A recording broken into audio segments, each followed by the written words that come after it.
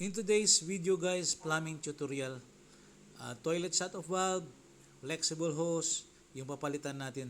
Ito na yung luma natin na flexible hose at ito naman yung ating shut-off valve.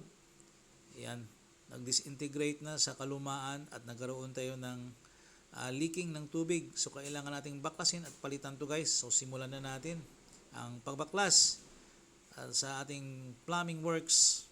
This is a tutorial guys, sana makatulong ito kung paano i-repair ang inyong leak na shut-off valve at flexible hose. Ito naman yung pwede nating remedy para set na lang yung tanggalin natin. Ayan, dito tayo maglalagay ng tubo. Ayan. Off muna natin yung main control ng valve ng ating tubig. Tapos ito yan. Ayan. Tandaan lang natin yan para matanggal natin. Ayan guys. Okay. So ito yung papalitan natin guys. Ito dahil basag na ito. Ito basag. So buo na lang yung papalitan natin. Dahil hindi rin ito matanggal sa sobrang tagal na kalawang sa loob. Kaya palitan na lang natin yun guys ng bago. So ito yung bibili natin. Ito. Saka ito yung control valve sa basin natin at saka sa tubig.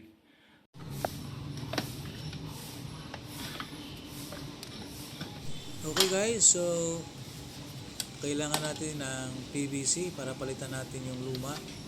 At ito yung thread maker kailangan natin. So pag gumawa tayo ng thread, ito lang yung ilagay natin, no? Ang gagawin natin, no? Push natin na kumapit siya at saka paikutin natin para makabuo tayo ng thread doon sa ating PVC guys.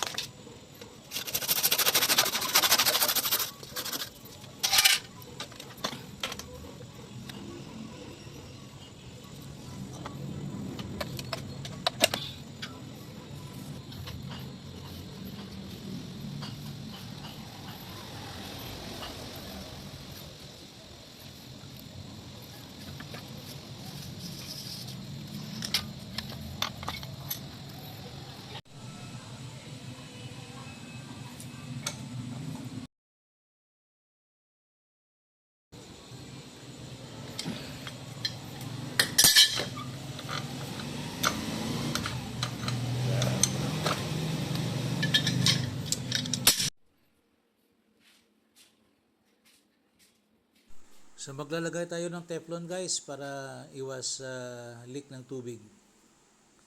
So ito, paikutan lang natin. Yung katamtaman lang yung kapal. Ayan guys, so unahin muna natin ikabit ang ating PVC hose or tube. Yan. So igipitan natin na hindi magkaroon ng leak ng tubig. So ipitan natin ng maayos. Wala. So ito naman yung ating control valve.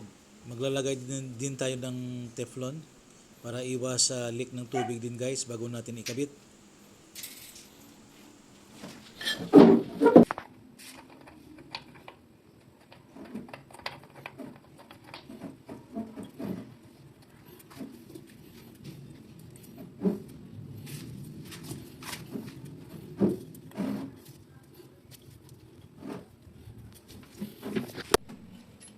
Okay, ito naman guys, installation naman ng ating flexible hose mula sa ating shut-off valve papunta sa ating basin guys.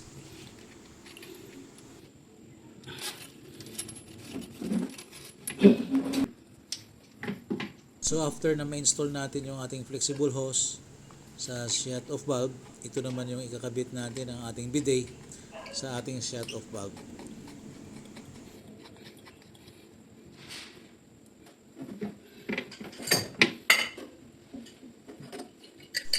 Alright guys, so plumbing works, medyo may kahirapan ng konti, especially yung space na ginagawa natin, especially dito sa toilet, ay hindi siya masyadong spacious, so kailangan mong magtiyaga. So ito yung trabaho ng isang plumber guys. At pwede natin gawin to sa bahay para sa DIY. Ayan guys, so malapit na tayong magtapos. At ito na guys yung installation ng ating shut off valve, flexible hose, bagong PVC, wala na yung tulo or leak. Thank you for watching and Ken DIY page.